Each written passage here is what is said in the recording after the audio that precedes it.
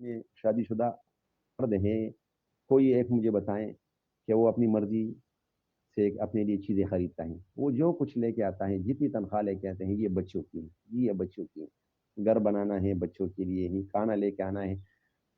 میں تو تقریباً 95% ایسے افراد کو جانتا ہوں جو عید پہ اپنے لیے کچھ نہیں لیتے، سارا مال وہ لے کے آتے ہیں اور بچوں کو دیتے ہیں، یہ اسکول کی فیس، یہ اس کی، یہ اس کی، یہ اس کی۔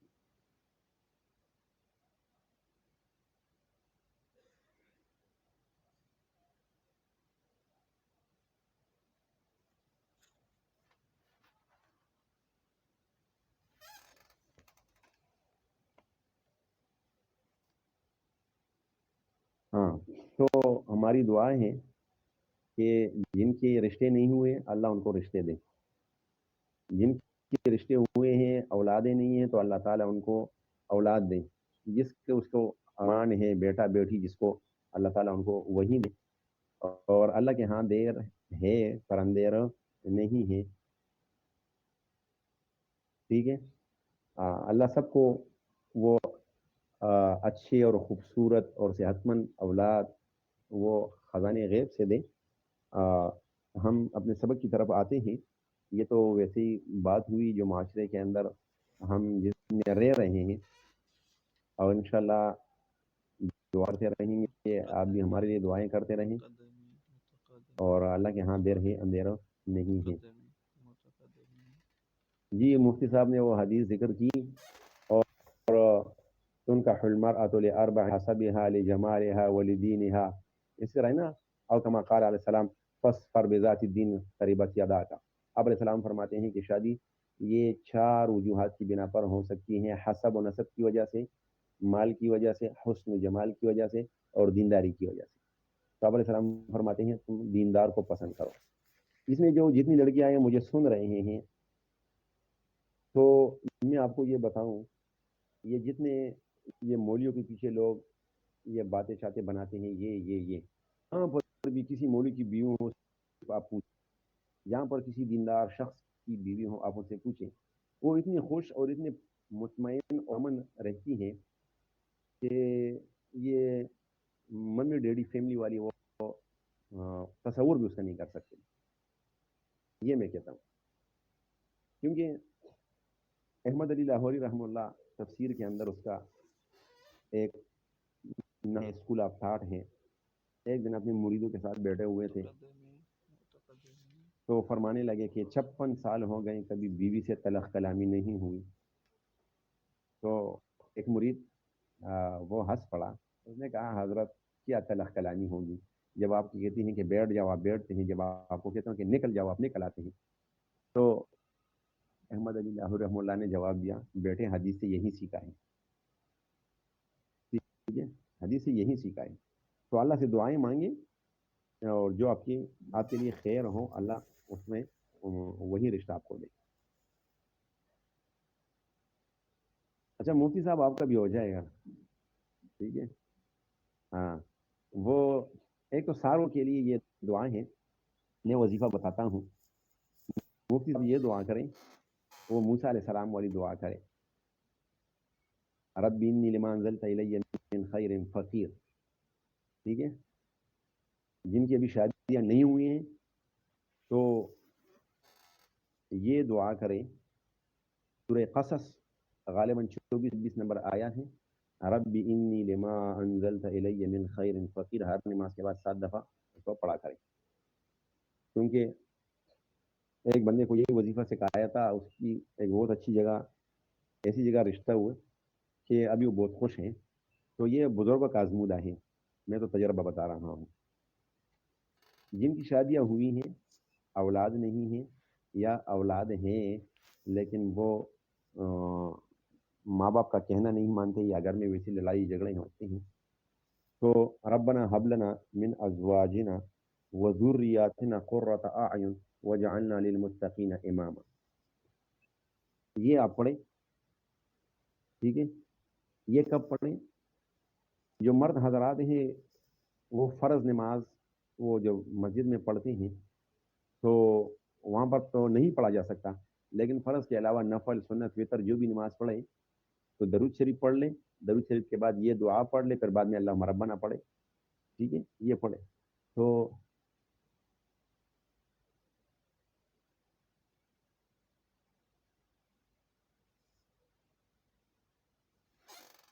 ہاں مفتی صاحب آپ یہ دونوں وظیفے وہاں سے ان کے گروپ میں شیئر کریں.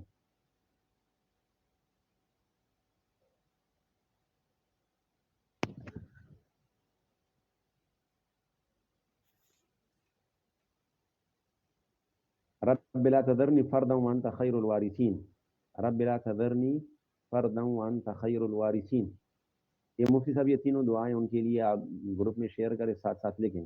اولاد کے لیے رب لا تذرنی فردا وانت خیر الوارثین، جس کی شادی نہیں ہوئی ربنا حبل وہ کیا کریں، رب انی لما انزلت الی من خیر فقیر، جن کی ہوئی ہے گھر کے مسائل ہیں تو ربنا حب لنا من ازواجنا وذریاتنا قرۃ اعین واجعلنا للمتقین اماما. ہر فرض کے علاوہ جتنی بھی نمازیں ہیں اس میں اللہم ربنا سے پہلے پہلے پڑھیں، انشاءاللہ اللہ پاک گھر میں سکون اور خوشحالی لے کے آئے گا.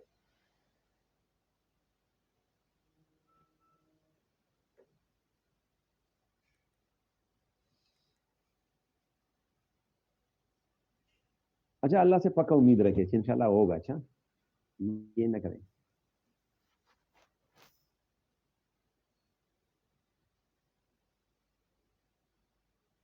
ہاں یہ کر لیں انشاءاللہ.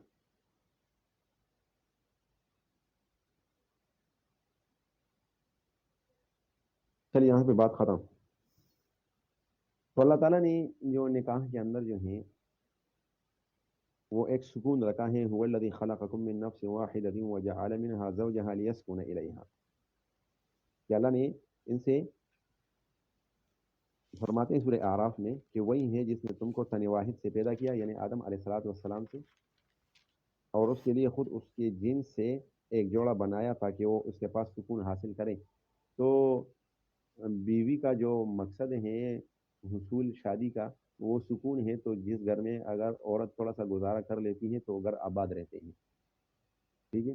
لیکن جہاں پر اگر میں کی آوازیں لگ جائیں اور ہر ایک اپنے حقوق کے حصول کے لیے لڑنا شروع کریں تو پھر وہاں سے بہت ساری برائیاں جنم لیتی ہیں.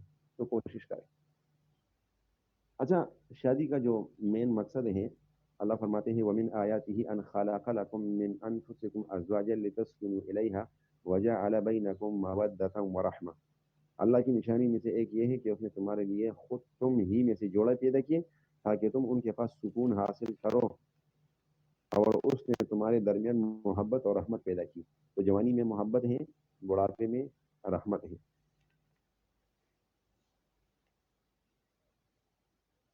اچھا ابھی آپ علیہ الصلوۃ والسلام یہ حدیث مبارکہ بھی سنیں.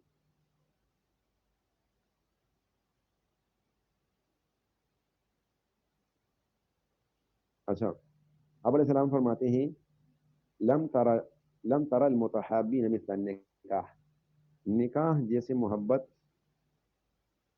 میاں بیوی میں نکاح کے ذریعے محبت ہو جاتی ہے ایسے ہی کوئی محبت دیکھنے میں نہیں آئی. ابو داؤد شریف کی حدیث مبارکہ ہے. تو یہ یورپ کے کلچر میں جو گرل فرینڈ اور یہ اس طرح کے جو ہے یہ تصورات جو ہیں یہ فرسودہ ہیں. آپ علیہ الصلوۃ والسلام نے ہمیں بیان فرمایا. اور آگے زوجین ان کے ایک دوسرے کے اوپر حقوق ہیں. اللہ فرماتے ہیں ہن لباس لکم وانتم لباس لہن، تم دونوں ایک دوسرے کے لیے لباس، طرح لباس پردہ لے کے آتا ہے. تو اندرونی معاملات باہر نہ مرد لے کے جائے گا نہ عورت لے کے جائے گی. اچھا پھر نکاح ہے اس کے اندر اقسام ہیں. تو ایک ابدی نکاح ہے اور ایک وقتی نکاح ہے. تو یہ ہمارے سنی حضرات جس طرح نکاح کرتے ہیں اس کو ابدی نکاح کہتے ہیں. جی یہ مفتی صاحب تب تو ہم ٹوکرے کھاتے ہیں نا. ہم یورپ کو دیکھتے ان کے تصور میں اسی طرح اسٹائل اپناتے ہوئے، اسی وجہ سے ہمارے خاندانوں کے اندر بہت سارے مسائل ہیں. تو ابدی نکاح اس طرح ہمارے سنی حضرات کرتے ہیں.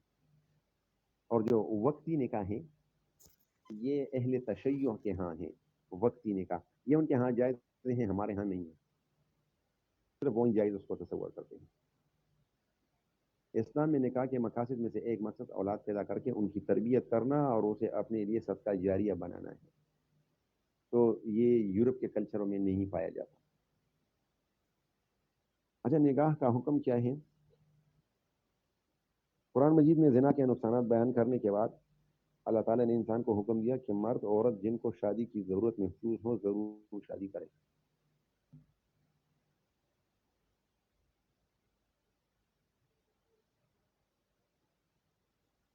ٹھیک ہے، تاکہ عفت اور عصمت کی حفاظت کا سب سے بڑا ذریعہ ان کی جنسی خواہشات کی تسکین کا سبب یہی ہو سکے. اللہ رب العزت فرماتے ہیں وَأَنكِحُوا الْأَيَامَ، اور تم میں جو بے نکاح ہوں ان کا نکاح کرو. وَأَنكِحُوا الْأَيَامَ مِنكُمْ وَالصَّالِحِينَ مِنْ عِبَادِكُمْ وَإِمَائِكُمْ، اور تم میں جو بے نکاح ہوں ان کو نکاح کر دیا کرو، اور تمہارے غلام اور لونڈیوں میں جو اس لائق ہوں اس کا بھی خود بھی نکاح کرو. اگر تمہارے غلام یا لونڈی ہیں ان کا بھی نکاح کرو جو نکاح کے قابل ہو. یہ معاشرے میں جتنی برائیاں وہ پھیلتی جا رہی ہیں، تو یورپ کے کلچر کے علاوہ ہمارا اپنا بھی ایک سٹائل ہے. لڑکا پڑھے گا، پھر روزگار تلاش کرے گا، پھر وہ ایک بنگلہ بنائے گا، پھر تب جا کے وہ شادی کرے گا. اسی طرح لڑکی کے لیے بھی ہم نے وہ فرض کیا ہوا ہے کہ یہ M S C M Phil P H D کرے گی تب شادی کرے گی. پھر تو شادی کے دن ان پہ گزر جاتے ہیں. تو اللہ کے بندو انتظامی شادیاں کرا لو. یہ جو آیات میں نے پڑھی اس کا اگلا حصہ ہے ان یکونوا فقراء یغنیہم اللہ من فضلہ. اگر یہ فقیر ہیں، اس کا بس نہیں چلتا، اللہ ان کو غنی کر دے گا. یہ عاطفہ نصرت یہ جہیز کی جو بات کر رہی ہے نا، تو یہ جہیز ہم لوگوں نے فرض کیا ہوا ہے کہ ساری چیزیں وہاں ان کے پاس ہم لے کے جائیں گے تب اس کی شادی ہوگی. کسی نے مجھے بتایا یہاں پشاور کے گرد و نواح میں ایک علاقہ ہے، وہاں پر 2-2.5 لاکھ کا وہ الیکٹرانک سامان بھی ساتھ وہ رکھ دیتے ہیں جہیز میں. تو اللہ کے بندو کیوں شادیاں اتنی مشکل بنا دیتے ہوں، جس کی وجہ سے گندگیاں مفت میں ملتی ہیں، شادیاں مشکل میں ملتی ہیں. تو ایک لڑکا یا لڑکی جو اتنی وہ کوششوں کے بعد بھی کامیاب نہیں ہوتا تو ظاہر بات ہے وہ غلط راستے پہ چل جاتا ہے. اور یہ ہم سب انہی میں ہیں کہ لوگ کیا کہیں گے کہ بیٹی کو کچھ نہیں دیا. لوگ کیا کہیں گے، باپ اپنے آپ کو مروا دے جن کی 5 بیٹیاں ہیں، ایک ایک ہو کر کے 8-10 لاکھ روپے کا جہیز وہ کہاں سے لے کے آتا ہے. اس وجہ سے بیٹی کی شادی ہوتی ہے اور یہاں پر والدین مر جاتے ہیں.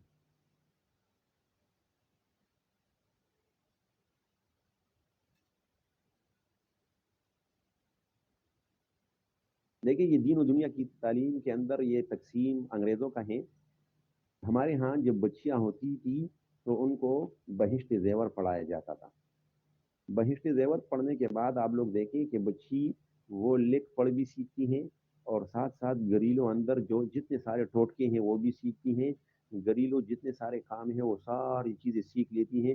پھر وہ شوہر کے اوپر ڈپینڈ نہیں کرتی، وہ خود گھر میں فوجی ہوتی ہیں تو کفن دفن کا انتظام وہ کرتی ہیں. گھر میں جانور بیمار ہیں اس کی دوا وہ بناتی ہیں. گھر میں کوئی بڑا جس کا ہاتھ پاؤں ٹوٹا ہے اس کے لیے وہی ساری چیزیں کرتی ہیں. آج کل ہم نے جو اے بی سی کو تعلیم بنا کے رکھا ہے انہوں نے ہم غر کر کے رکھ دیا ہے.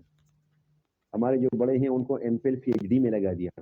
ہمارے جتنے بڑے اکابر ہیں، مفتی صاحب آپ کی تحقیق تو زیادہ ہوگی، آپ اپنے مدرسے کے جو کیا ہے مفتی کیا ہے غلام الرحمان صاحب ہیں، آپ ان کو دیکھیں انہوں نے پی ایچ ڈی خود نہیں کیا لیکن لوگ آ کے ان کے ساتھ پی ایچ ڈی کرتے ہیں. اس طرح ہے نا. تو وہ مرد میدان میں ہوتے ہیں، وہ میدان میں اتر کر کام کرتے ہیں اور ہم ساری زندگی گندگیوں میں مصروف رہ کے. ٹھیک ہے، ایم فل کیا ہے یہ تو بعد میں کیا ہے، ویسے لوگوں کے لیے کیا ہے، ان کو ایم فل کی کیا ضرورت ہے. ایم فل کیا ہے لوگوں کو پی ایچ ڈی کے ٹاپک پڑھاتے ہیں. اسی طرح ہے نا.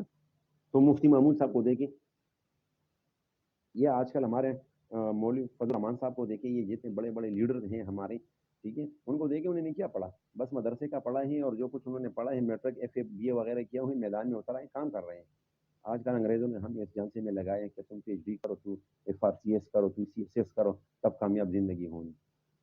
زندگی جس کی کامیاب ہوتی ہے وہ دیہڑی مزدوری کر کے بھی خوش رہتے ہیں. تو وانكحوا الأيام منكم والصالحين من عبادكم وإمائكم إن يكونوا فقراء يغنيهم الله من فضله. یہ آپ کی جہیز پہ بات ہوئی. ٹھیک ہے. اللہ تعالیٰ نے رشتے زواج کے قیام کی تاکید فرمائی ہے اور ان تمام مرد عورتوں کی شادی کرنے کا حکم دیا ہے جن کو شادی کی ضرورت ہے. تو معاشرے میں تو 95% ایسے لوگ ہیں جن کو شادی کی ضرورت ہے لیکن ہم ان کی شادیاں نہیں کراتے.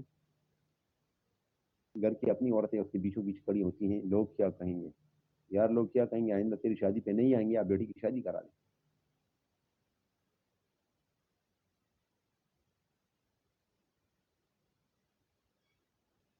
نکاح کی شرعی حیثیت. بعض علماء اس طرف گئے ہیں کہ شادی کرنا واجب ہے اور کوئی شبہ نہیں. احادیث سے اس کی بھی تائید ہوتی ہے. فقہاء کرام نے لکھا ہے کہ جنسی میلان حد برداشت سے جب باہر ہو جائے اور خطرہ شرعی حدود کے توڑ دینے کے سامنے آ جائے, یعنی ظن غالب زنا میں مبتلا ہو جانے کا ہو, تو اس وقت نکاح کرنا مومن کے لیے واجب ہے. ٹھیک ہے. لیکن اگر بےتابی حد گزری ہو تب نکاح سنت مؤکدہ ہے. اسی طرح اگر ظن غالب ہو کہ حقوق زوجیت ادا نہ ہو جائیں گے تو اس وقت نکاح کی قید میں اپنے آپ کو مقید کرنا شرعاً ناپسندیدہ یعنی مکروہ عمل ہے. بلکہ حقوق زوجیت کے متعلق عجز کا جسے یقین ہو ایسے آدمی کے لیے تو نکاح حرام ہے.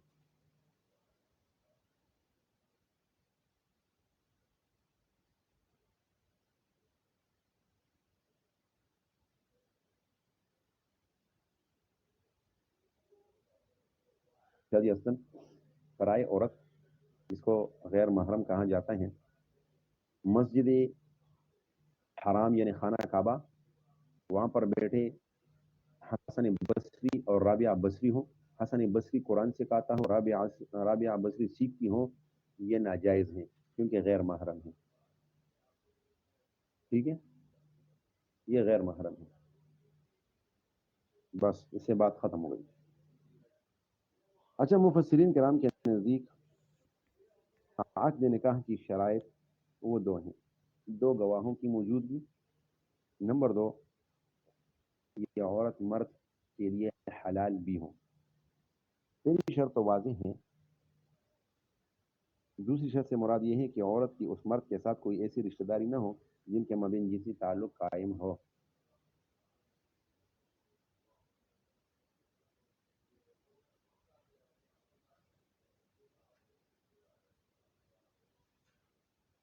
تو ایسی رشتہ داری نہ ہو جن کے مابین جنسی تعلق قائم کرنا قرآن کریم نے حرام قرار دیا ہو.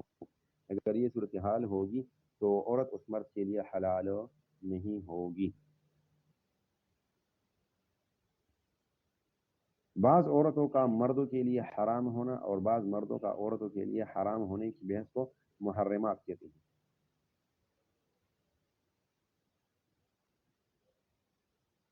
محرمات دو قسم کے ہیں.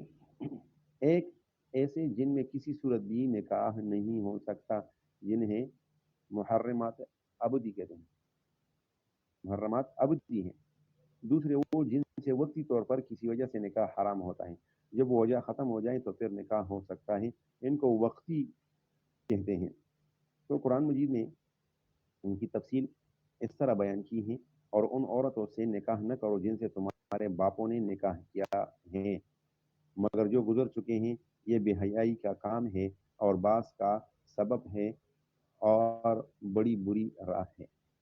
مطلب جن کو تمہارے باپوں نے, یعنی کہ تمہارے آبا و اجداد, دادا, اس کے پر دادا, یہ والد نے وغیرہ, یہ کہتے ہیں.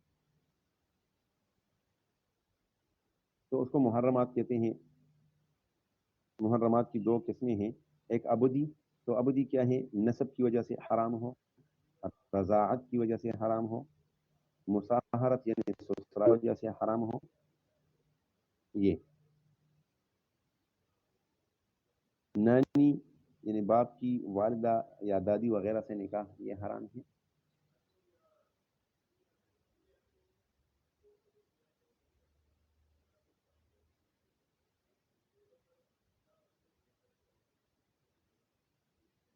جی, مفتی صاحب آپ کے مہر کی بات آگے آ رہی ہے.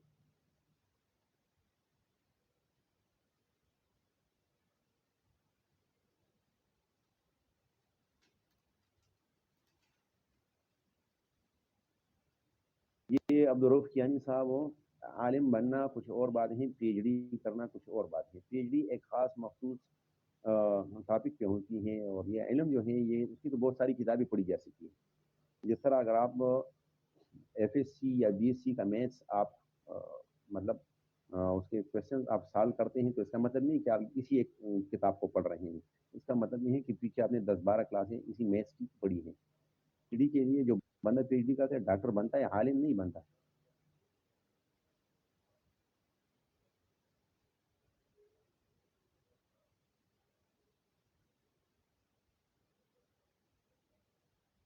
بیچ میں آپ کوشچن کر رہے ہیں منیبہ.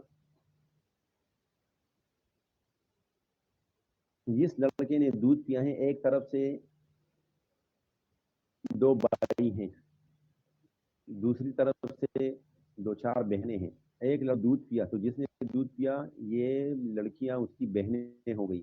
دوسرا لڑکا جو ہے یعنی اس کا جو بھائی ہے اس نے دودھ نہیں پیا، لہذا اس کے لیے نکاح جائز ہے ان لڑکیوں میں سے کسی ایک کے ساتھ.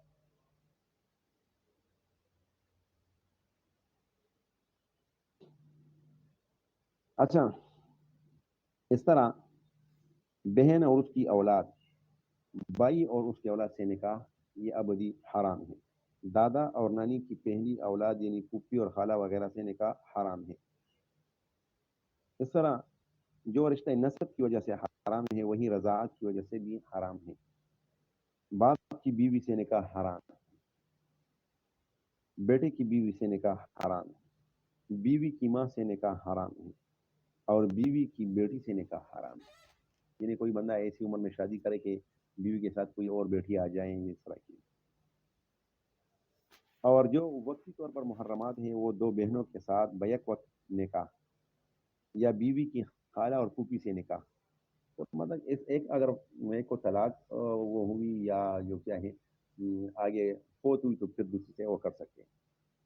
اس طرح 3 مرتبہ طلاق وہ اس کو ہوا تو پھر وہ طلاق ہیں، لیکن یہ وقتی ہیں، بعد میں جو اس کا اپرادھ آپ لوگ باخبر ہیں.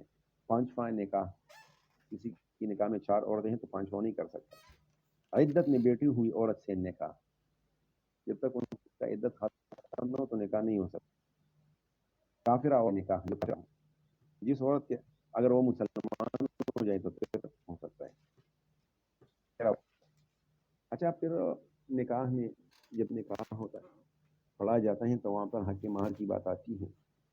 تو مہر کیا ہے؟ وہ مال جو مرد نکاح کے وقت عورت کو اپنے عقد زوجی داخل ہونے کے عوض ادا کرتا ہے، جیسے حق کے مہر، حق المہر اور صداق بھی کہتے ہیں. قرآن مجید میں ہے فَمَسْتَمْتَعْتُم بِهِ مِنْهُنَّ فَآتُوهُنَّ أُجُورَهُنَّ فَرِيضَةً، اس لیے جن سے تم فائدہ اٹھاؤ انہیں ان کا مقرر کیا ہوا مہر دے دو. مہر دینا وہ کہتے ہیں. پھر مہر کی 2 قسمیں ہیں، مہر مسمى اور مہر مثل. مثل مثال سے نکلا ہے. مال کی وہ مقدار جو عقد زواج کے موقع پر فریقین طے کر لیں اور اسی وقت ادا کر دی جائے یا بعد میں ادا کرنے پر اتفاق ہو، اس کو مہر مسمى کہتے ہیں. مسمى جس کا نام رکھا جائے، کا نام رکھا گیا ہو کہ مطلب اس کو بیان کیا گیا ہو کہ اتنے اب یا بعد میں دے گا. مہر مثل وہ ہیں ایسا نکاح جس میں حق مہر کی مقدار کا تعین نہ کیا جائے، تو اس صورت میں عورت اپنے خاندان کی دوسری لڑکیوں کے مہر کے برابر حق المہر وصول کرے گی. یعنی کہ اس کی چچا کی ذات بیٹیاں ہیں اور حسن جمال میں اور عمر میں اس کے برابر ہیں، تو جتنا حق مہر ان کا مقرر کیا گیا ہے اتنا اس لڑکی کا بھی مقرر کیا جائے گا، کیونکہ یہ مال باقی تمام کے حق المہر کے برابر ہوتا ہے، اس لیے اسے حق کی مہر مثل کہتے ہیں. اگر مہر فوری طور پر ادا کیے جائے تو اسے معجل کہتے ہیں. معجل، تعجیل سے نکلا ہے. اگر بعد میں کسی وقت ادا کیا جائے تو اسے غیر معجل یا معجل. ہم اجل کا لفظ استعمال کرتے ہیں وقت مقررہ، تو غیر معجل جس کا وقت مقرر نہ ہو. عورت پر جو حقوق زوجیت مرد کو حاصل ہوتے ہیں وہ مہر کا معاوضہ ہے، اگرچہ اصل فطرت کے لحاظ سے مرد ہی قومیت کا مستحق ہے، بالفعل یہ مرتبہ مرد کو اس مال کے معاوضے میں ملتا ہے جو وہ مہر کی صورت میں ادا کرتا ہے۔ فلا فرماتے ہیں وَآتُوا النِّسَاءَ صَدُقَاتِهِنَّ نِحْلَةً، عورت کے مہر خوشدلی کے ساتھ ادا کرو، جو کچھ لکھا جاتا ہے وہ پھر ان کو ادا کیا جائے گا، کیونکہ عورت کو اگر حق مہر نہ دیا جائے اور بندہ فوت ہو جائے تو اس کے مال میں سے قرض دار جتنے بھی ہیں سب سے پہلے عورت کا مہر ادا کیا جائے گا، بقیہ قرض داروں کو بعد میں دیا جائے گا۔ مفتی صاحب اس طرح ہے نا؟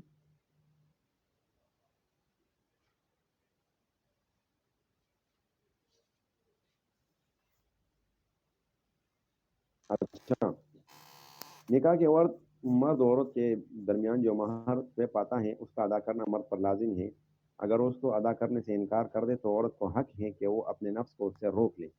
یہ ایسی ذمہ داری ہے کہ جس سے سبکدوش ہونے کی کوئی صورت مرد کے لیے نہیں، سوائے اس کے کہ عورت اس کو مہلت دے یا اس کی ناداری کا لحاظ کر کے بخوشی معاف کرے یا اس پر احسان کر کے برضا و رغبت اپنے حق سے دستبردار ہو جائے۔ فَإِن طِبْنَ لَكُمْ عَنْ شَيْءٍ مِّنْهُ نَفْسًا فَكُلُوهُ ہنیئا مریئا، اگر خوشدلی سے عورت مہر میں کچھ معاف کر دیں تو اس کی مزے سے کھاؤ، تو مردوں کو چاہیے کہ اپنا مہر اس کو دے دیں۔ اسلام سے پہلے مرد کا جو عورت کو حق مہر دیتا تھا اسے اسلام نے مرد کو حکم دیا کہ جس عورت سے اس کا نکاح ہو اسے لازماً مہر ادا کرے، مہر کے بغیر نکاح اس کے نزدیک صحیح ہی نہیں۔ نکاح میں عورت کو مہر دینے کا تصور اسلام سے پہلے دور جاہلیت میں بھی تھا، لیکن اہل عرب نے عملاً اسے محروم کر رکھا تھا اور مختلف شکلوں میں، ٹھیک ہے؟ کبھی اس کی مجبوری سے فائدہ اٹھاتے،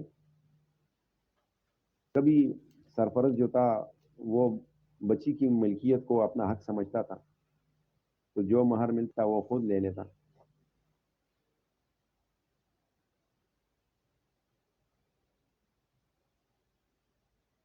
اس طرح عورت کا جو شوہر مر جاتا تو لوگ اس کو کر لیتے تھے، رشتہ دار میں اس کا چادر ڈالا جاتا تھا کہ جس طرح اس کا بقیہ مال ہمارے ہے تو اس طرح یہ بیوی بھی مال میں بھی ہے وغیرہ وغیرہ۔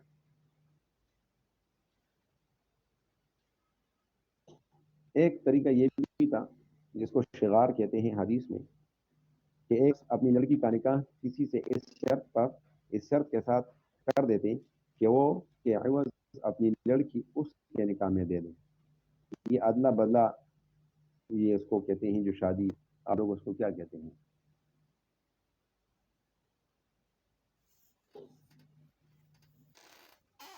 اس کے لیے ایک مخصوص لفظ استعمال ہوتا ہے۔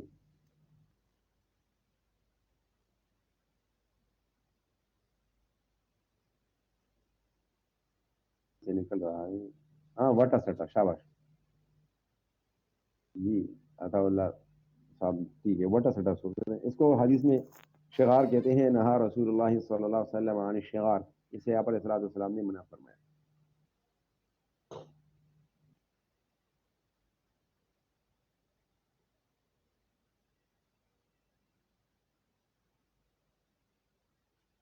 تو یہ جو عقد کیا جاتا ہے نکاح کا تو اس میں وہ کہتے ہیں کہ میں اس عورت کو یہ فلاں فلاں چیزیں مہر میں دوں گا، تو اللہ فرماتے ہیں یا ایھا الذین اوفوا بالعقود، اپنے اقرار و وعدوں کو پورا کرو، اس کے بارے میں پوچھا جائے گا، ان العہد کان مسئولا۔ آگے اللہ فرماتے ہیں وآتوا النساء صدقاتہن نحلہ، خوشی سے دو ورنہ یہ آپ کے اوپر قرض ہے۔ مرض میں یہ جو مہر ہے اس میں کمی بیشی اور معافی ہو سکتی ہے، ولا جناح علیکم فیما تراضیتم به من بعد الفریضہ، اور معاہدہ مہر کے بعد اس میں کم زیادہ یا باہمی رضامندی سے کوئی تصفیہ کر لو تو اس میں کوئی گناہ نہیں۔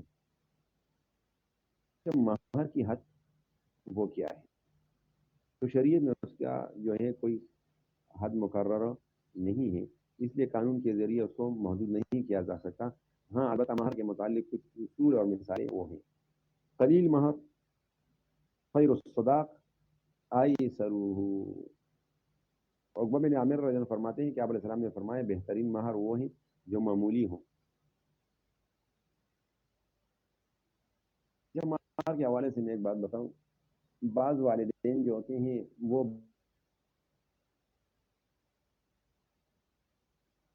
بڑا چڑھا کر مہر لکھ، تو لڑکا اس چکر میں ہوتا ہے کہ کسی طرح ان سے جان چھڑاؤ. تو جانبین جو ہوتے ہیں وہ اپنے آپ کو اس مسئلے سے نکالنے میں وہ تو ہوتے ہیں، تو نکاح کا جو عزیز ہے وہ فوت ہو جاتا ہے. تو اگر والدین بچی کو اسلامی تعلیمات سے آراستہ کر دیں اور ان کو یہ بتا دیں کہ ابھی آپ جس کے گھر جا رہی ہوں وہی سب سے آپ کے لیے جو ہے پہلے نمبر پر ہے، موضوع شخص ہے، اس کے ساتھ آپ نے رہنا ہے، لہذا اس کی آپ تابیداری کریں اور جائز امور میں ان کے حقوق ادا کرتے رہیں. تو اگر بچی کا یہی ذہن ہے کہ میں نے اسی گھر میں رہنا ہے، گھر ضرور آباد ہوتا ہے. لیکن اگر والدین یا بہن بھائی کو کہہ دیں کہ یہ آپ کا جو شوہر ہے یہ تو کچھ بھی نہیں، پہلے ان کے گھر والے کچھ کہہ دیں یا شوہر کہہ دیں تو ہمارے پاس آیا کرو، ہم ساتھ دیکھ لیں گے. تو پھر وہ عورت وہاں پر گزارا نہیں کر پاتی، جس کی وجہ سے طلاق اور خلع پہ بات چلی جاتی ہے. اور پھر یہی لڑکی گھر میں آ کر جب ایک دفعہ اس کی شادی ہوئی ہوتی ہے تو اس کا مطلب یہ ہے کہ گھر سے وہ ڈیلیٹ ہو چکی ہے، مطلب اس کا وہی مقام پر نہیں رہتا یہاں اپنے گھر میں. تو یہاں پر آ کے وہی بھائی وہی باپ وہی اس کی والدہ اس کے ساتھ لڑائی کرتی رہتی ہے. لہٰذا خیر اسی میں سے ہے کہ شوہر کے گھروں کو آباد رکھیں، کیونکہ وہ آپ کا گھر ہے. کیونکہ وہاں پر تمام گھروں میں سے پوچھا جاتا ہے کہ آج کیا پکائیں گے. کسی گھر میں جو بہت محبتوں والا گھر ہو، جہاں پر بیوی کو پتہ ہے کہ فریج میں سب کچھ چیزیں پڑی ہوئی ہیں، تب بیوی اگر اس کے اندر مہارت ہے تو آ کے شوہر سے پوچھتی ہے کہ جی حاجی صاحب آپ کے لیے کیا بنائیں. تو یہ دو 5% ایسے فیملیز ہوں گے، ورنہ تمام گھروں میں عورت سے پوچھا جاتا ہے آج کیا پکائیں. لیکن وہاں پر تو ان کی بادشاہت ہوتی ہے نا، وہ خود بادشاہ ہوتی ہیں، اور وہ ایسی بادشاہ ہوتی ہیں کہ عورتوں کے اندر دو قسم کی وہ عورتیں پائی جاتی ہیں. بعض عورتیں وہ کہتے ہیں وہ مقابلے پہ اتر آتی ہیں اور وہ کیا کرتی ہیں، وہ کہتی ہیں کہ میں شوہر سے جیتوں گی. تو وہ ہر معاملے ہر کے پر اپنے شوہر کو غلام بنا کے رکھ دیتی ہیں. وہ تو ایسی بیوی ہی ہوتی ہیں، تو ساری عمر وہ ایک غلام کی بیوی ہوتی ہے. اگر کہ یہ اپنے آپ کو بادشاہ تصور کرے یہ غلام کی بیوی ہوتی ہیں. بعض عورتیں ایسی ہوتی ہیں جو اپنے شوہر کو بادشاہ بنا دیتی ہیں، تو ساری عمر وہ بادشاہ کی بیوی ہوتی ہے. تو قرآن میں آتا ہے نا انا ہدیناہ السبیل اما شاکرا و اما کفورا. ٹھیک ہے مفتی صاحب، انا ہدیناہ السبیل اما شاکرا و اما کفورا. اسی بتاطت سے ہم نے آپ کو دونوں طریقے بتائے. ابھی آپ کا جو مرضی ہے، بادشاہ بن کے بادشاہ کی بیوی بن کے یا غلام کی بیوی بن کے رہنا ہے، تو وہ آپ خود فیصلہ کریں.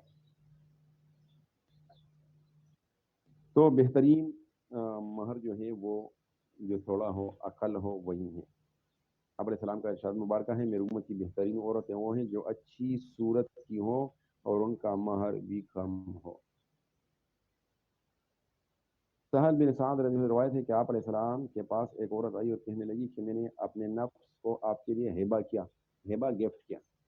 کافی دیر کڑی رہی. ایک آدمی کھڑا ہونے لگا، کہنے لگا اے اللہ کے رسول صلی اللہ علیہ وسلم، اگر آپ کو حاجت نہیں تو میرا اس سے نکاح کر دیجئے. آپ علیہ السلام نے فرمایا تیرے پاس اس کے مہر کے لیے کوئی چیز ہے؟ کہنے لگا نہیں مگر یہ میری چادر. فرمایا تلاش کر. اگرچہ لوہے کی انگوٹھی ہو. اس نے تلاش کیا کچھ نہ پایا. آپ علیہ السلام نے فرمایا تیرے پاس قرآن سے کچھ صورتیں حفظ ہیں؟ اس نے کہا ہاں فلاں فلاں صورت. فرمایا میں نے تیرا اس سے نکاح کیا اس چیز سے جو تیرے پاس قرآن سے ہیں. ایک دوسری روایت میں فرمایا جہاں میں نے تیرا اس سے نکاح کیا اس کو قرآن سکھا دے.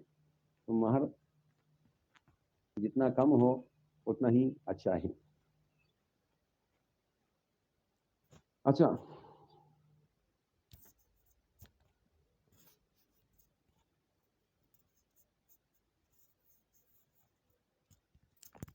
مہر کے بغیر بیوی وہ حلال نہیں.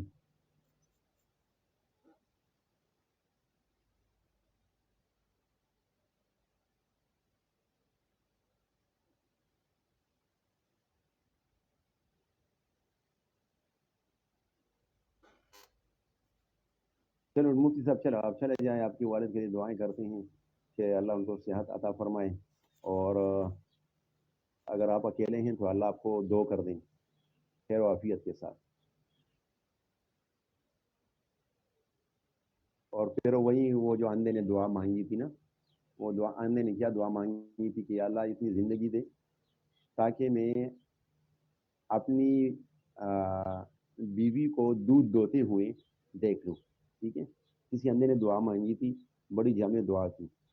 وہ کیا کیا مانگ رہا تھا بعد میں بتا رہا ہوں. اس نے کہا یا اللہ اتنی زندگی دے کہ اپنی بہو کو، بیوی کو نا، اپنی بہو کو گائیں دوتے ہوئے میں دیکھ لوں. پتہ ہی وہ کیا مانگ رہا تھا؟ تو مفتی صاحب آپ کے لیے بھی ہم وہی مانگ رہے ہیں کہ اللہ آپ کو دکھا دے بہو جب گائے کو دھوتی ہے یا بکری کو. ٹھیک ہے، ہاں. تو وہ اندر کیا مانگ رہا تھا؟ ایک تو اپنے لیے آنکھیں مانگ رہا تھا کہ اس میں اندر بینائی ہو، پھر وہ بیوی مانگ رہا تھا، پھر بچے مانگ رہے تھے، اور پھر گھر مانگ رہا تھا، اور پھر اس میں ان کے دودھ کے لیے جو ہے گائیں بھی مانگ رہا تھا، اور ساتھ ساتھ گائیں کے لیے ایک کھیتی بھی مانگ رہا تھا. تو یہ ساری چیزیں ہیں، تو آپ کے لیے دعائیں ہیں. ٹھیک ہے، ساروں کے لیے ہیں جن کی شادیاں ابھی تک نہیں ہوئی، اللہ ان کے ساتھ سیم معاملہ فرمائے.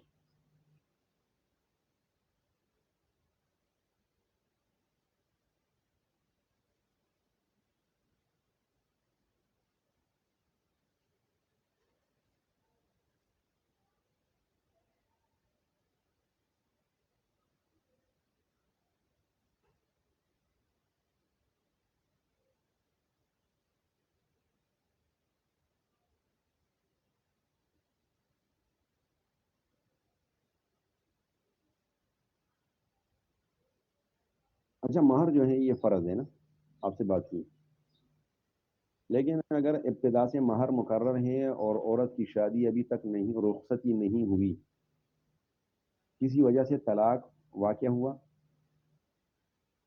یا کچھ اور معاملہ آ گیا جس سے نکاح ختم ہوا، تو نصف مہر وہ اسی عورت کو ادا کیا جائے گا. وَإِن طَلَّقْتُمُوهُنَّ مِن قَبْلِ أَن تَمَسُّوهُنَّ وَقَدْ فَرَضْتُمْ لَهُنَّ فَرِيضَةً فَنِصْفُ مَا فَرَضْتُمْ. فنصف ما فرضتم، تو آدھا مہر کا وہ حقدار ٹھہرتی ہیں. الا ان يعفون او يعفو الذي بيده عقدة النکاح. ہاں، اگر وہ کیا کریں، خود معاف کر دے تو یہ الگ بات ہے.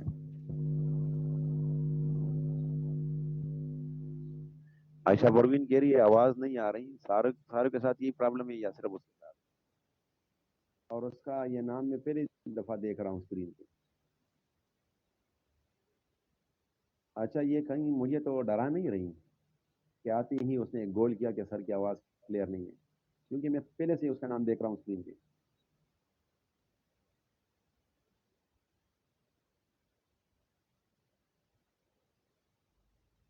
یہ کیانی صاحب، یہ جو ہے ہمارا بڑا مسئلہ ہے. عدم برداشت یہاں تک پہنچا ہے کہ بس تھوڑی سی بات ہوئی، یہاں سے آوازیں اٹھی، وہاں سے آوازیں اٹھی، اور پھر کیا ہے، طلاق کے بعد آ جاتی ہیں. پھر بعد میں دونوں خاندان والے روتے ہیں، لیکن پھر مسئلہ مزید گمبھیر ہوتا جا رہا ہے، وہ سدھرتا نہیں. اس وجہ سے وہ تھوڑا سا برداشت سے کام لینا چاہیے. گھر میں لڑائی آتی رہتی ہے. آپ علیہ الصلوۃ والسلام کہ اپنے گھر میں ہی کبھی طلاق کلامی ہوتی ہے. آپ علیہ السلام فرماتے ہیں عائشہ رضی اللہ عنہ سے کہ اے عائشہ، مجھے خوب معلوم ہے جب جس دن آپ خوش ہوں تو آپ کا سٹائل کچھ اور ہوتا ہے، جس دن آپ ناراض ہوں تو کچھ اور ہوتا ہے. اس نے پوچھا وہ کیسا؟ یا رسول اللہ، صاحب علیہ السلام نے فرمایا جس دن آپ موڈ میں ہوتی ہیں تو آپ کہتے ہیں ورب محمد صلی اللہ علیہ وسلم، محمد کے رب کی قسم. لیکن جس دن آپ ناراض ہوتی ہیں تو کہتے ہیں ورب ابراہیم، ابراہیم علیہ السلام کے رب کی قسم. تو لڑائی یہ تو ہوتی رہتی ہے. ہاں، ایک جگہ ہے جہاں پر لڑائیاں نہیں ہیں بالکل، وہاں پر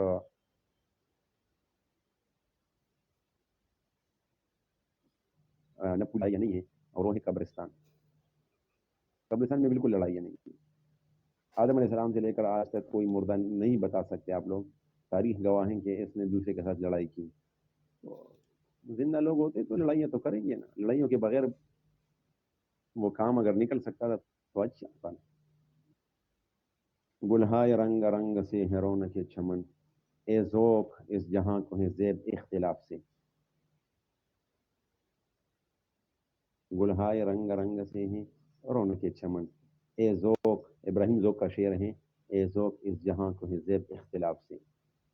آپ کے کپڑوں کا سٹائل، بالوں کا سٹائل، چہرے کے خد و حال، ہاتھوں کی لائنیں، آنکھوں کی رنگت، یہ ساری چیزیں ایک دوسرے سے مختلف ہیں. اس کا مطلب ہے کہ اختلاف پایا جاتا ہے.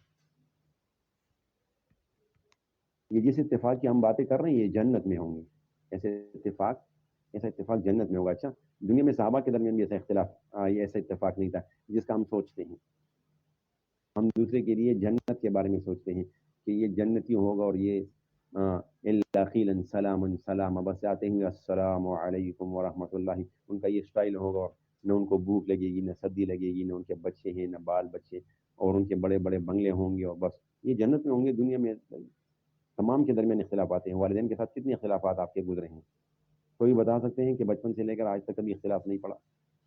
ہوتے ہیں.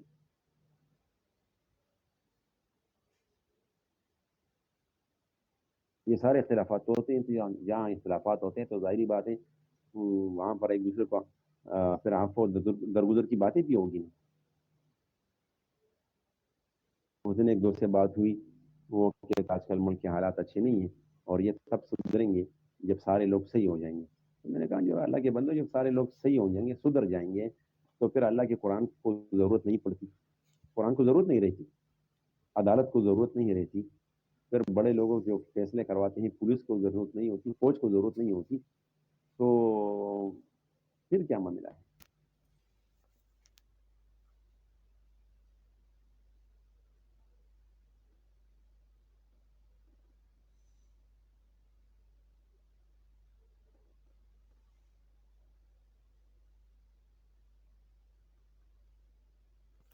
یہ کس چیز کا انتخاب آپ بتا رہی ہیں منیمہ؟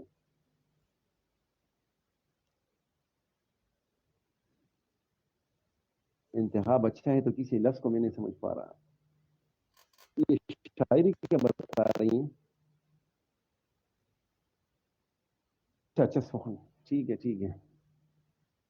بس یہ اساتذہ کرام دعاؤں کا ہے. وہ کہہ رہے ہیں کسی کو نے اتنا مقام تو بخشا کہ اپنے لہجے سے میں بے ہنر نہیں لگتا. تو یہ ان کی ہنر ہے. ٹھیک ہے، اپنا کچھ بھی نہیں ہے. یہ اللہ والوں کی جوتی جو ہے ان کے سیدھے کرنے کے تو فعل ملے ہیں، اور نہ کچھ. میں اتنا پڑھا لکھا نہیں ہوں، اور یہ اس کی کرم نوازیاں ہیں کہ اتنی دور سے بیٹھے شاگرد سن رہے ہیں. شاید کسی کے پہلے ایک بات پڑ جائیں اور اس کی زندگی کے معاملات سدھر جائیں، تو یہ بھی میرے لیے بڑی سعادت کی بات ہے اللہ کے ہاں.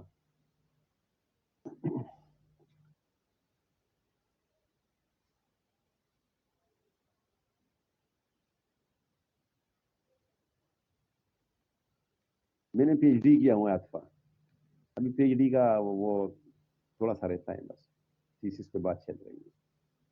ابھی ان شاء اللہ ٹاپک سلیکٹ ہو جائے گا.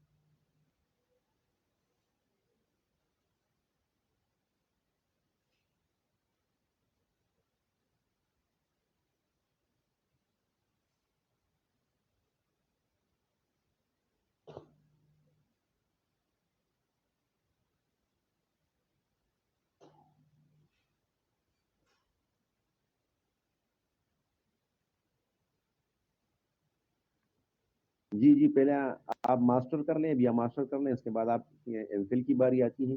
ایم فل کے بعد پی ایچ ڈی کی باری آتی ہے. جی جی، عبدالرؤف کیانی صاحب مدرسے سے بھی پڑھا ہوں، حقانیہ سے پڑھا ہوں.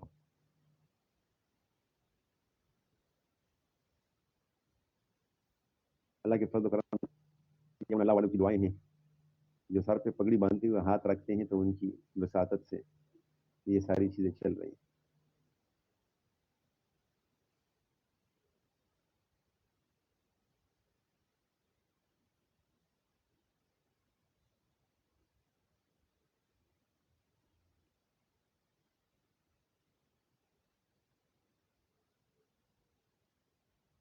جی جی، جس سبجیکٹ میں آپ نے ماسٹر کیا ہوا ہے اسی میں سے آپ کو ایم فل ڈگری میں داخلہ ملے گا. کسی نے اسلامیات میں کیا ہوا تو اسلامک اسٹڈی میں ہوگا, اردو میں کیا ہے تو اردو میں ملے گا.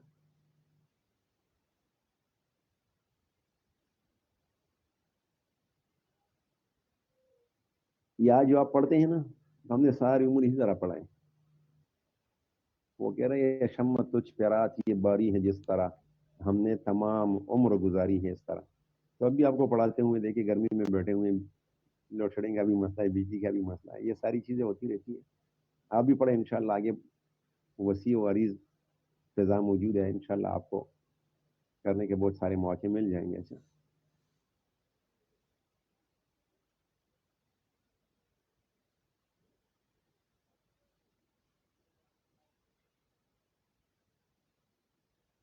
تو ٹھیک ہے. وہ ہے شامر جہاں پر سب سے پہلے آپ کے دل میں تمنا اٹھتی ہے, اس تمنا کو جو وجودی شکل ملے گا وہ آپ کا اسٹرگل کوشش دے گا. جتنا آپ کوشش کریں گے انشاءاللہ اسی طرف آپ جاؤ گی, تو مل جائے گا.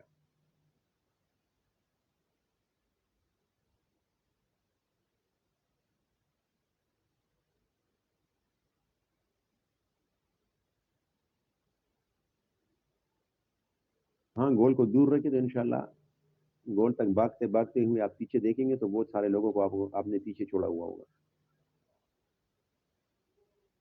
منزل کو قریب نہ رکھیں, منزل قریب دیکھ کے یوں مطمئن نہ ہو, اکثر سفینے ڈوبے ہیں منزل کے آس پاس. منزل کو دور رکھیں.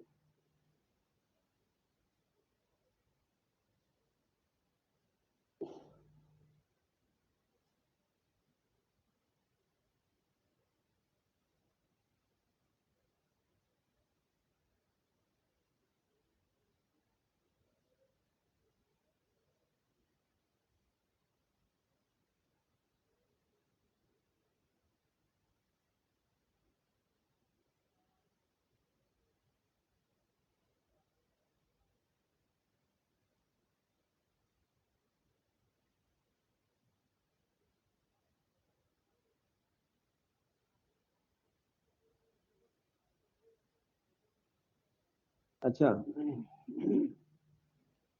یہ عطا اللہ بھائی اس میں ہے, اعوذ باللہ من الشیطان الرجیم, وامرأۃ مؤمنۃ, ایسی عورت جو مومنہ ہو, ان وہبت نفسها للنبی, اگر وہ اپنا نفس ہبا کر دے, گفٹ کر دے آپ علیہ الصلوۃ والسلام کو, ان اراد النبی, اور اگر نبی خود بھی ارادہ کرے ان یستنکحها, اس کے ساتھ نکاح کا, تو اللہ فرماتے ہیں خالصۃ لک. یہ آپ علیہ الصلوۃ والسلام کے نکاح کے بارے میں پہلے تفصیل وہ گزر گیا ہے. تو اللہ فرماتے ہیں خالصۃ لک, اے میرے نبی یہ آپ کے لیے ہے, دون المؤمنین, یہ مومنوں کے لیے نہیں. ٹھیک ہے, بغیر مہر کے ان کے ساتھ نکاح کرنا وغیرہ وغیرہ. تو کوئی عورت, جس طرح ہم نے حدیث میں پڑھ لیا کہ عورت آ گئی اور اس نے کہا کہ میں اپنے آپ کو, اپنا نفس آپ علیہ السلام کو ہبا کرتی ہوں, آپ علیہ السلام خاموش رہے. دوسرے نے کہا کہ اگر آپ کو ضرورت نہیں ہے تو اللہ کے نبی مجھ سے ان کا نکاح کرا دیا, آپ علیہ السلام نے ان کے ساتھ کرا دیا. تو یہ اس کا مفہوم ہے کہ آپ علیہ الصلوۃ والسلام کے لیے کن کن جگہوں پہ رشتے وہ کرنے ہیں اور کہیں پر نہیں کرنے ہیں, تو ساری چیزیں وہ بتا دی گئی ہیں. آپ علیہ الصلوۃ والسلام کے اوپر اور بھی کچھ تاکیدات تھے جو عام مردوں پر نہیں ہے. کلیئر؟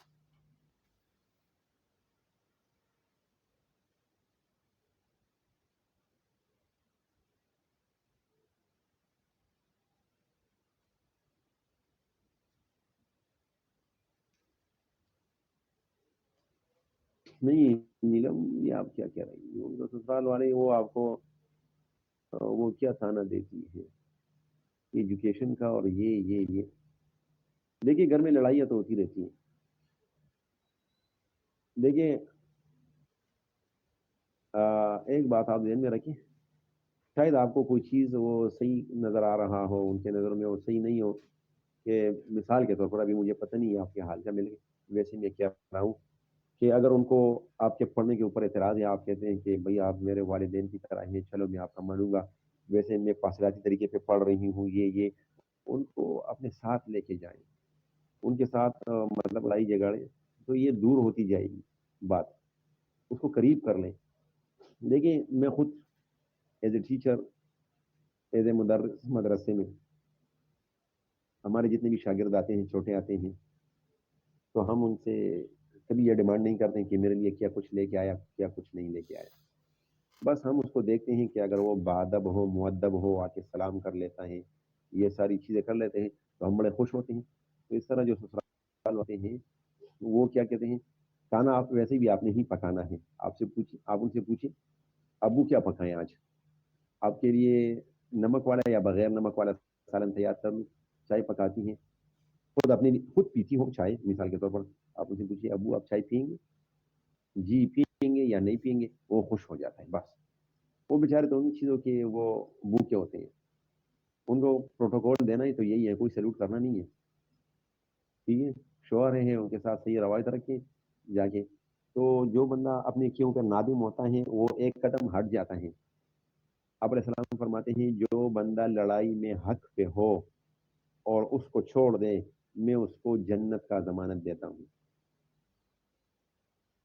آپ جا کے بتائیں جس کی بھی غلطی ہو میری غلطی آئندہ غلطی نہیں ہوگی بس بات ختم.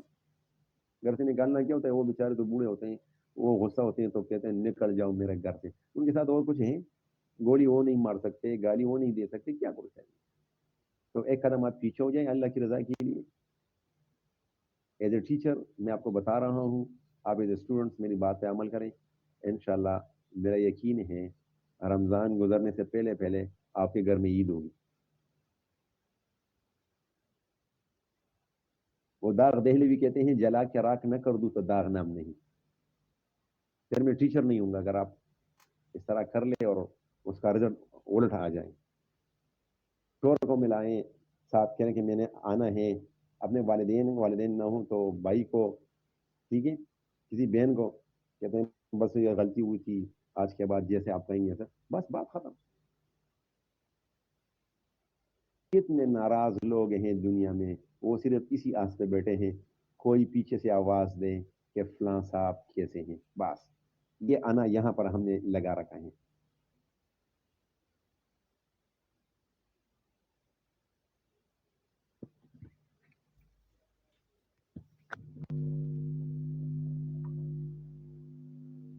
ٹھیک ہے آج استخارہ کر لیں انشاءاللہ. استخارے میں بھی آپ کو یہی نظر آئے گا. جتنی بھی تلخیاں ہیں یہ جتنے بوڑھے ہیں یہ جتنے ادھیڑ عمر کے ہیں یہ اسی آس پہ زندگی گزارتے ہیں روتے ہیں چھپ کے میں کہ کہیں کوئی آواز دے گا کہ ابو کیسے ہیں. بس اسی آس پہ یہ شب و روز روتے ہیں. لیکن دنیا والوں کو باہر یہی نظر آتا ہے کہ یہ بڑا ظالم ہے.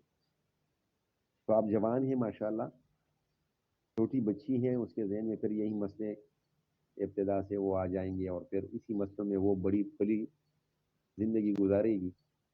کل انہی مسائل سے دوچار ہوں کہ وہ بھی زندگی اس طرح گزارے گی اللہ نہ کرے. تو خیر برا نہ مانیے کیونکہ بڑوں کو سمجھانا ذرا مشکل ہوتا ہے اور جوانوں کو ذرا آسان ہے. تو اس وجہ سے میں نے ایز اے ٹیچر اور ٹیچر جو ہے وہ والد کے برابر ہوتا ہے تو اسی وجہ سے ٹھیک ہے کہیں اکیلے میں بیٹھ کے اس پہ سوچ لیں. یہ جو آپ کو شاباش دیتے ہیں کہ شاباش آپ نے سسرال والوں کے ساتھ لڑائی کی اور آپ جیت گئے یہی حقیقت میں آپ کا دشمن وہی ہے. ٹھیک ہے آپ کا دشمن وہی ہے. شاید میری باتیں آپ کو ذرا ترش لگی ہوئی ہو اور آپ نے یہ کہا آپ نے گروپ میں بتا دیا لیکن آپ کو تو نہیں میں جانتا نہ آپ کے جو دیگر کلاس فیلو ہیں کوئی نہیں جانتا. ہم اللہ کی رضا کے لیے یہی باتیں کرتے ہیں بہن سمجھ کے کرتے ہیں کیونکہ ہمارے اپنی بھی بہن بیٹیاں یہ سارے رشتے ہیں. تو اگر کسی کی زندگی سدھر جائیں گھر آباد ہو جائیں تو اس میں مرنے سے کسی کی بات پہ وہ گھروں کے وہ بسائے گئے. گھر اجاڑنے والے بہت ہیں اور بنانے والے تھوڑے ہیں. کلیئر ہے.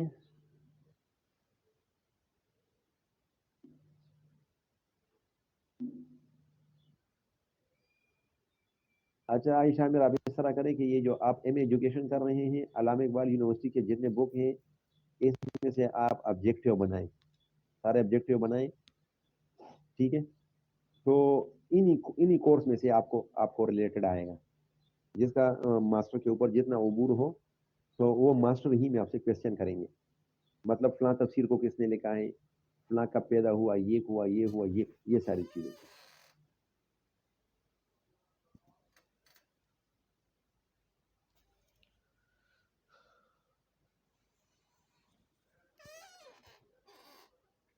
عالم اقبال یونیورسٹی سے ایم فل کر لیں، بہت اچھا ایم فل آپ کو پڑے گا. دیگر یونیورسٹی کی بنسبت وہ سستا بھی ہے اور بہت کچھ سیکھ بھی لوگی. اگر آپ قریب کے ہیں تو ادھر سے کر لیں. اچھا کوئی کویشچن وغیرہ ہیں یار؟ آج تو میں تقریباً یہ کتنا ٹائم، یہ 80 منٹ ہو گئے کہ میں لگا ہوں. میرے خیال میں اگر ٹیپ ریکارڈ کو بھی رکھا جائے تو 30 منٹ بعد اس کا کیسٹ بھی ہو، اس کو بھی پلٹانا پڑتا ہے. یار میرا تو 80 منٹ ہو گئے بغیر بریک لیے ہوئے. اگر کوئی کویشچن ہے تو وہی کر لیں، ورنہ پھر میں تھوڑا سا یہ باقی 10 منٹ میں ریسٹ کر لوں گا.